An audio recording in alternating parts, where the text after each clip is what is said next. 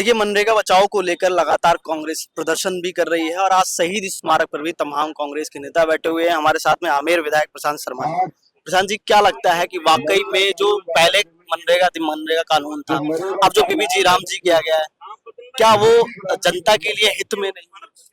जी हाँ, मैं आपसे आपके चैनल के माध्यम से और लोगों को अवगत कराना चाहूंगा कि मनरेगा कानून उन लोगों को संरक्षण दे रहा था जो आबादी हमारी गांव में रहती है विशेष रूप से, और ग्रामीण रोजगार का एक प्रमुख साधन है।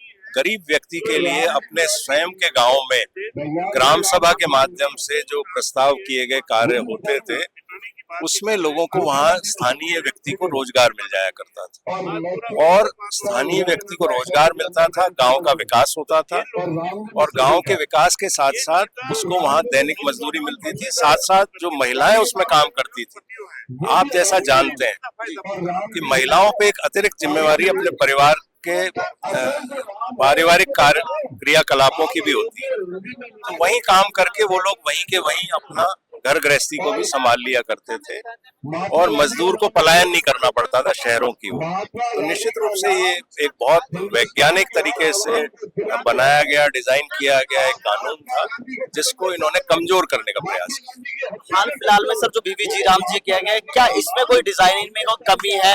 भारतीय जनता पार्टी कह रही है कि हम 125 दिन का रोजगार दे रहे हैं और जो है और तमाम जो है वो चीजें बता रही है कि अब इससे फायदा मिलेगा आम आदमी। आप अगर आप स्वयं पत्रकार हैं, आप स्वयं इसको मालूम कर लीजिए। आप हमारी बात पे यकीन मत भी करें अगर, तो भी मैं आपसे कहना चाहता हूँ कि 125 दिन की गारंटी ये कह रहे हैं, लेकिन पिछले 2 साल का अगर नेशनल एवरेज निकालेंगे आप मजदूरी का कि प्रति व्यक्ति कितनी मजदूरी मिली, तो आपको 40 से अधिक मजदूरी, उनको 40 दिनों से ज्यादा की मजदूरी नहीं मिली। दूसरा, इन्होंने इसमें 60-40 का रेशो किया है। 60% राशि केंद्र देगी और 40% राशि राज्य सरकार को वहन करनी पड़ेगी, जबकि पहले ये 100% मजदूरी में और जहाँ कहीं सामान मटीरियल लगता था उसमें 90% राशि केंद्र वहन करता था और 10% राशि राज्य वहन करता था। तो जहाँ राज्य सरकारों के पास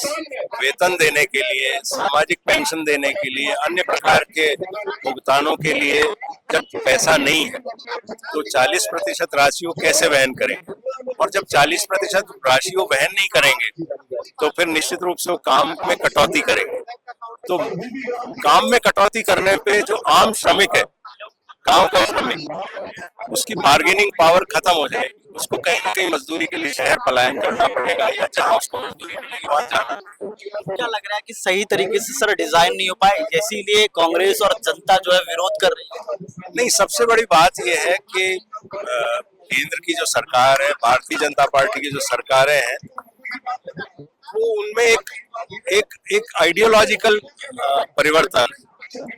हम लोग स्वतंत्रता आंदोलन से सुनते आए हैं महात्मा गांधी के बारे में।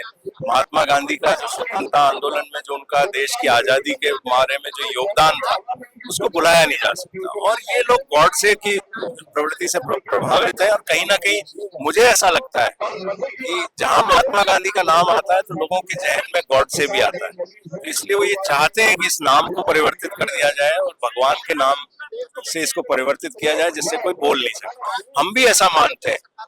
भगवान राम कण कण में बसे हुए हैं। भगवान राम हर हिंदुस्तानी के मन में श्रद्धा का स्थान रखते हैं और हम सब लोग उनका उसी प्रकार से ईश्वर के रूप में। बीजेपी आरोप लगाती है, ये कहती है कि कांग्रेस को इससे आपत्ति है राम नाम से, इस तरह। नहीं, बिल्कुल आपत्ति नहीं है। हम इसके कमजोर किए जाने पे हमें विशेष आपत्ति है और हमारा ये कहना है कि अगर इनको कोई परिवर्तन करना था, गरीब के हित में कोई काम करना था, कोई नया एक्ट लाते, एक नई योजना लाते और उसमें वो सभी प्रकार के धर्मों के, भले ही हमारी तरफ से जिनको उचित समझते हैं, और हम तो खुद, मैंने आपको जैसा पहले ही कहा, हम तो खुद राम के भक्त हैं और हम लोग राम के प्रति हमारा सबका आदर, और हमारा नहीं, पूरे हिंदुस्तान, हर व्यक्ति जो हिंदुस्तान में जन्मा है या विदेशों में भी भारतीय मूल के लोग हैं, सब राम के प्रति श्रद्धा का भाव रखते हैं।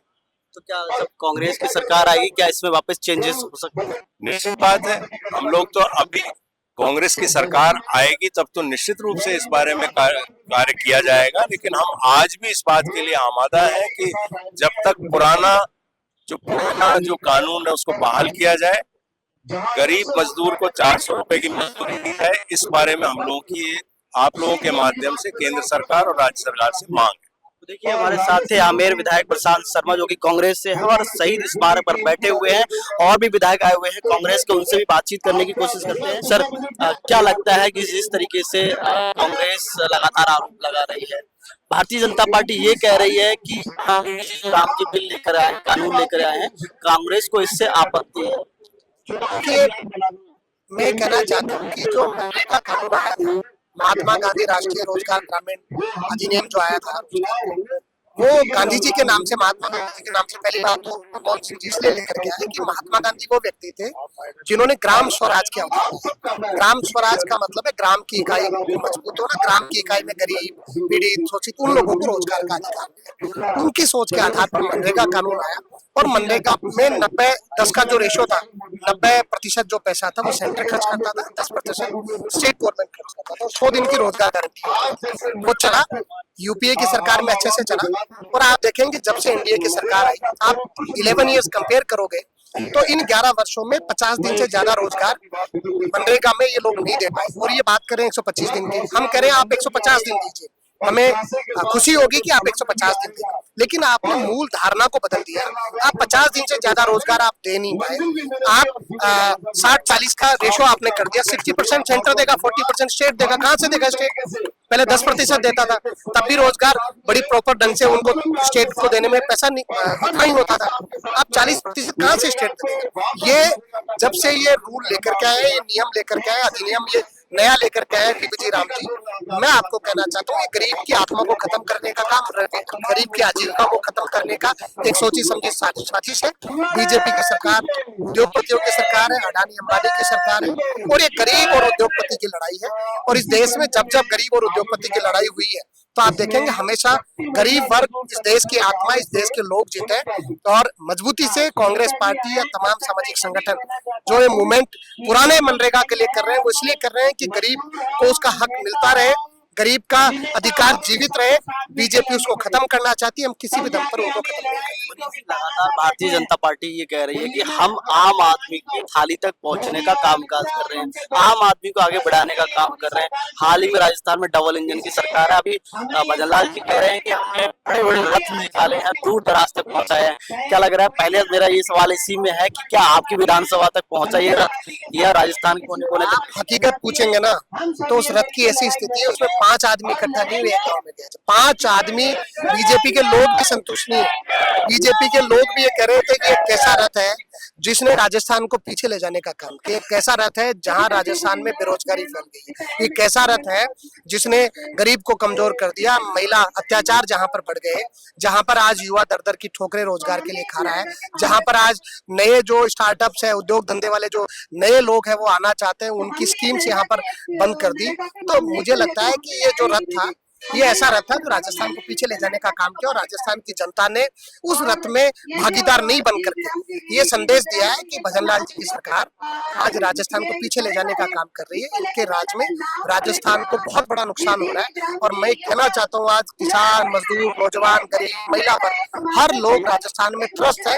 बीजेपी के खुद के लोग दबी जबान में कहते हैं कि हम बोल नहीं पाते, क्योंकि जिस तरीके की बीजेपी तानाशाही पूर्ण चली हुई है, ईडी, सीबीआई, सीडी से चल रही है, वो दबाए हुए हैं। लेकिन जनता जो जनता की बात है उससे बड़ा जन आंदोलन का रूप ले लिया। आने वाली समय में सरकार को भारतीय जनता पार्टी कह रही है कि कांग्रेस 5 साल में नहीं कर पाई, हमने वो 2 साल में। हाँ, मैं तो कह रहा हूँ स्वर्ग बना दिया उन्होंने। आप जाइए, ये आज जो शहीद स्मारक का जो ऐतिहासिक जगह है, यहाँ गरीब व्यक्ति बैठा है जो अपनी पीड़ा लेकर के बैठा है। आप राजस्थान के जगह जगह पर जाइए, मिलिए, चौराहों पर, लोगों के बाजार में जाइए, कैसे हालात व्यापारी की कर दी, कैसे हालात इन्होंने मजदूर की कर दी, किसान की कर दी। राजस्थान पिछड़ा, जो पिछड़े से आगे निकल करके धीरे धीरे बढ़ रहा था, इस सरकार ने उसको ब्रेक लगा दी और पीछे ले जाने का। हाल ही में का जो बल्ब है हटाया, क्या लग रहा है कि आम आदमी की कुछ गाँव को आना है, मंत्री जी ने और राजस्थान, क्या लग रहा है उससे कुछ उम्मीद है, और जो अभी आया है उसमें कुछ उम्मीद दिखाई? देखिए, मैं कहना चाहता हूँ कि ये जो विजन तथाकथित 2047 की बात करें, मैंने एक न्यूज़पेपर में पढ़ रहा था कि आज कुछ नहीं 2047 का विजन पेश किया है। तो ये तो बीजेपी ऐसी है जो लोगों को भ्रमित करने के अलावा कुछ नहीं जानती, भ्रमित करने के अलावा कुछ नहीं आता। जो केंद्र सरकार का बजट आया है, वो देश के नौजवान के लिए, मजदूर, किसान के लिए, हर वर्ग के लिए, भले ही कोई भी वर्ग हो उसके लिए निराशाजनक है, इस देश के लिए निराशाजनक है। और बीजेपी अब इस देश में राज चलाने की स्थिति में नहीं है, केवल भड़का करके, बहका करके, चुनावी एजेंसियों का दुरुपयोग करके इस देश में सत्ता में काबिज रहना चाहती है। लेकिन आने वाला समय जो जिस तरीके से आज देश में जो आंदोलन खड़ा हुआ है बीजेपी के खिलाफ, वो बीजेपी को डराए हुए है। और मैं आपको कहना चाहता हूं कि आने वाला समय इस देश में केंद्र सरकार को उखाड़ देगा। एक छोटा सा सवाल पूछूंगा, हाल ही में बड़ी चर्चाओं में रहा यूजीसी, तमाम प्रोटेस्ट हुए, लोग सड़कों पर उतरे, क्या लग रहा है कि यूजीसी ठीक था या वाकई में ओबीसी एससी एसटी छात्रों के साथ में केंद्रीय विश्वविद्यालयों में तमाम जगह पर भेदभाव? देखिए, ये विषय ऐसा है जहां पर आप देखेंगे कई कैंपसेस देखेंगे, रोहित वेमुला, पायल तडवी ऐसे एग्जाम्पल देखेंगे जिसको लेकर के जो सिर्फ 2012 के जो संशोधन की बात आई, कहीं ना कहीं उसको बहुत अच्छे से जो है प्रमुखता के साथ में उसको वापस से ठीक किया जाना चाहिए। अब सुप्रीम कोर्ट ने उसको स्टे कर दिया। तो देखिए, तमाम राजस्थान के कोने कोने से मजदूर संगठित लोग आए हुए हैं और साथ ही कांग्रेस के तमाम बड़े नेता और विधायक बैठे हुए हैं। विधायक मनीष यादव जो कि सापुरा से विधायक है कांग्रेस के, और उसी के साथ प्रशांत शर्मा जो कि आमेर से विधायक है, वो भी बैठे हुए। उनसे भी हमने बातचीत करी और साफ तौर पर कहना है उनका कि मनरेगा जो कानून चेंज किया है, जो कि बीवी जीराम ने किया, वो कहीं ना कहीं गलत है और आने वाले वक्त में इसका जनता जवाब देगी। और जनता जो है बीवी जी राम जी को एक्सेप्ट नहीं कर पा रही है, इसी को लेकर के तमाम जो है जनता आज शहीद स्मारक पर बैठी हुई है। लगातार हम आपको दिखाते रहेंगे, बने रहिए मेरे सहयोगी राजेंद्र के साथ। महाराष्ट्र पंचायत जयपुर।